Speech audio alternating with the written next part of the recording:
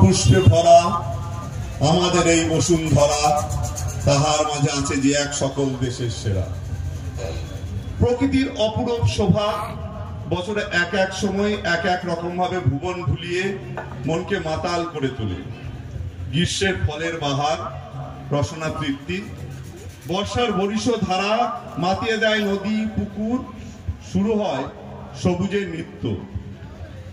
শরতের পাঁজা তুলার মতো মেঘ, কাশফুলের শিশিরানি, শিউলির গন্ধ, হেমন্তের শিশির বিন্দু, পাতা ছড়ানো হিমেল হাওয়া পেরিয়ে শীত আসার সঙ্গে সঙ্গে শুরু হয় ফুলের বাহার, মেলার গমগম আর পার্বণের ধুমধাম।